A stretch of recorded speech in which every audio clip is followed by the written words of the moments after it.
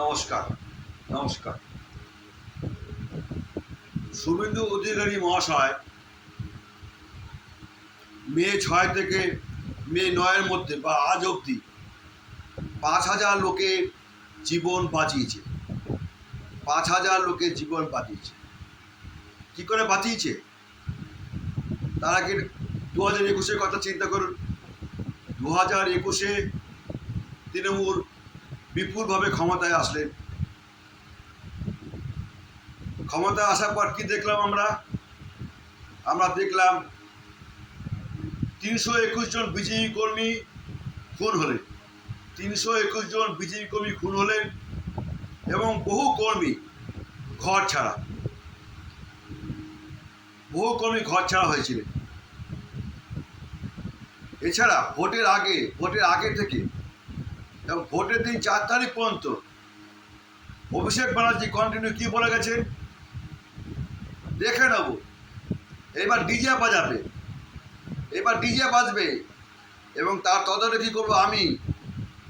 কে কোথায় পালায়, অমিত শাহ যেন বিকেল ৪টের পর যেন থাকে, আমি দেখে নেব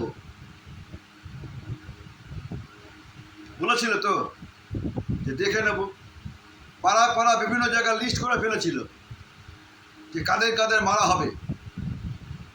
পুরো লিস্ট তৈরি, পুরো পশ্চিমবঙ্গে অঞ্চলে লিস্ট তৈরি করে ফেলেছিল। কে বলেছে এটা?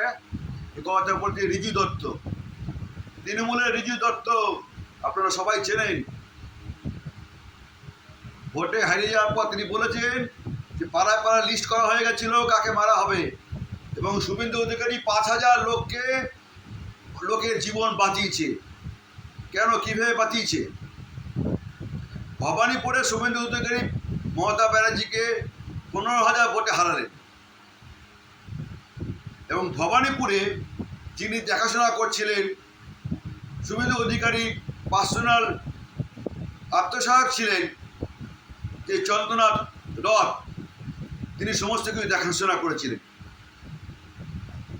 ভবানীপুরে জয়ের কারিগর ছিলেন শুভেন্দু অধিকারী। মমতাকে হারানোর পিছনে জয়ের কারিগর ছিলেন শুভেন্দু অধিকারী, জয়ের পিছনে কারিগর ছিলেন এই চন্দ্রনাথ রথ। তাকে অভিষেক ব্যানার্জি হুমকি দিয়েছিল এবং ৬ তারিখে কী দেখলাম? রাত ১০টার সময় তাকে মধ্যমগ্রামে গুলি করা হলো। ৩টি গুলি করে মারা হলো। চন্দ্রনাথ মারা গেল।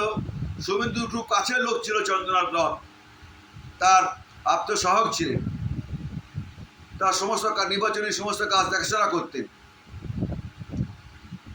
মারা যাওয়ার পর শুভেন্দু যখন কাছে থেকে ফিরে আসলেন, মধ্যমগ্রামে আসলেন, হাসপাতালে গেলেন, তিনি শুধু একটাই কথা বললেন যে আইনের পথে চলবে, আইনের বিচার করবে। তখন বিজেপি কিন্তু ভোটের রেজাল্ট বেরিয়ে গেছে, আমি ৬ তারিখে কথা বলছি। শুভেন্দু বলেছিল আইনের পথে চলবে, আপনারা কেউ উত্তেজিত হবেন না। কিন্তু শুভেন্দু একথা না বলে যদি বলতো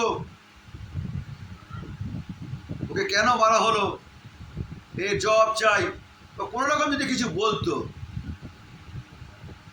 তাহলে খুঁজে পাওয়া যেত ওদের খুঁজে পাওয়া যেত না। রিজু দত্তই বলেছে, রিজু দত্ত, তৃণমূলের রিজু দত্ত এখন সাসপেন্ড হয়েছে এসব কথা বলার জন্য। রিজু দত্ত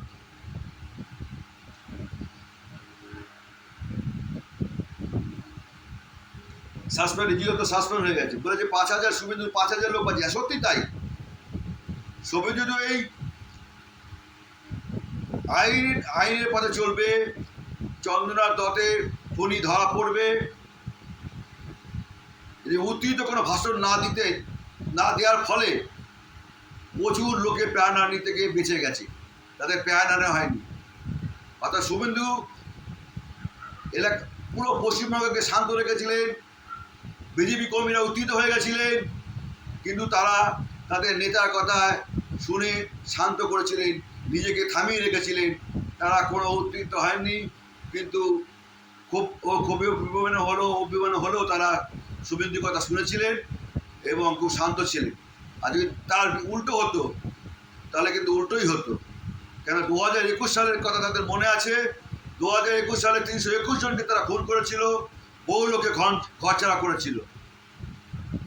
তাই শুভেন্দু অধিকারী মহাশয়, ঋজু দত্ত তৃণমূলে যে বলেছে যে 5,000 লোককে বাঁচিয়েছে, একদম চিরসত্য। শুভেন্দু অধিকারী 5,000 লোকের জীবন বাঁচিয়েছে। যে বলেছিলেন যে চন্দ্রনাথ রথের যে যাতায়াতীরা যে খুন করেছে তাদের বিচার আইনের পথে হবে, এই একটা কথা বলার জন্যই 5,000 লোকের জীবন বেঁচে গেছে। জয় ভারত মাতা কি জয়, জয় হিন্দ, বন্দে মাতরম, জয় শ্রীরাম, নমস্কার।